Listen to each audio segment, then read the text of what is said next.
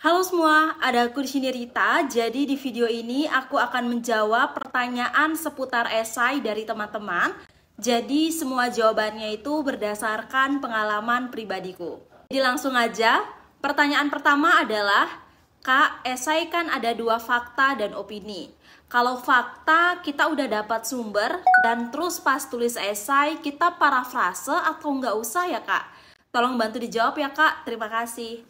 Oke, jadi jawabannya adalah tetap melakukan parafrase. Hindari meniru 100% tulisan dari sumber tersebut. Apalagi kita sampai copy paste. Tujuannya supaya tulisan kita tidak terdeteksi sebagai plagiat.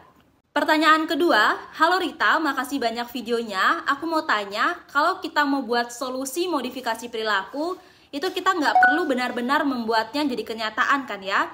Cukup berikan misalnya contoh-contoh yang udah ada dan mungkin peningkatan kinerja yang harus dilakukan, gitu ya. Jawabannya, sepengalaman aku dalam membuat solusi di esai memang tidak diwajibkan untuk mengimplementasikannya secara nyata. Hanya saja kita harus membuat suatu solusi yang memang masuk akal jika diimplementasikan. Jadi dalam esai kita harus benar-benar jelas menuliskan bagaimana tahapan input, proses, dan output dari solusi yang kita tawarkan. Kemudian dalam membuat solusinya kita bisa menggunakan contoh yang sudah ada, namun alangkah baiknya jika kita modifikasi. Contoh sederhananya adalah buah jeruk. Jadi buah jeruk ini adalah solusi yang sudah ada yang mempunyai kandungan vitamin C. Jadi dalam membuat esai inovasi kita tidak menulis judul mencegah masalah sariawan dengan konsumsi buah jeruk. Namun kita modifikasi, misalnya buah jeruk ini bisa dijadiin apa ya? Oh ternyata bisa dijadiin puding, olahan minuman, dan lain sebagainya. Dan kita membuat nama baru dari inovasi olahan buah jeruk tersebut. Atau misalnya di suatu daerah ada banyak sumber daya alam, contohnya ada tomat. Tapi tomatnya ini kadang membusuk dan dibuang karena masyarakatnya nggak tahu cara pengelolaan tomat tersebut. Jadi kita bisa buatkan produk baru dari tomat yang mempunyai nilai jual yang tinggi. Jadi inovasi tersebut berasal dari hal yang sudah ada sebelumnya, yaitu tomat, namun kita modifikasi menjadi produk baru. Begitu juga dengan inovasi jenis yang lain. Ada inovasi dari modifikasi perilaku, kemudian ada teknologi, dan inovasi yang lainnya. Jadi kita harus mengedepankan konsep amati, tiru, dan modifikasi salah satunya.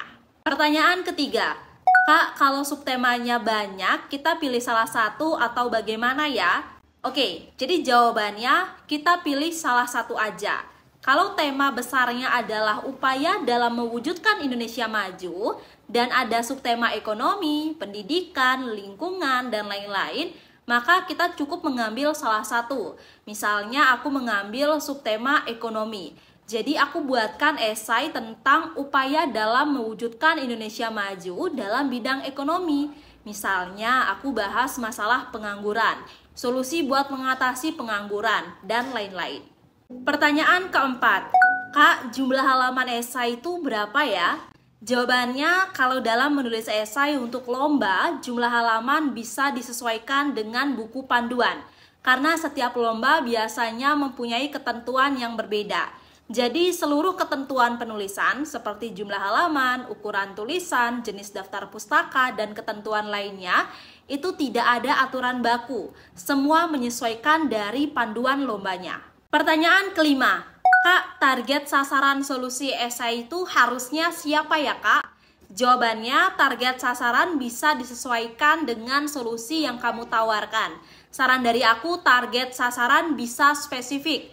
Misalnya mencegah anemia pada remaja, mencegah stunting pada calon pengantin, mencegah pengangguran pada lulusan S1, dan lain sebagainya. Kenapa spesifik? Karena itu akan mempermudah dalam membuat inovasi dan pendekatannya juga akan lebih mudah. Karena setiap kelompok mempunyai pendekatan yang berbeda. Misalnya, target sasarannya adalah kelompok disabilitas. Maka solusi yang diberikan yaitu yang mudah diterima bagi kelompok disabilitas. Atau misalnya, mau membuat permainan monopoli. Permainan tersebut akan efektif jika target sasarannya adalah anak-anak dan kurang efektif kalau target sasarannya adalah lansia. Oke, sekian video dari aku. Sampai jumpa lagi di video lainnya. Dadah!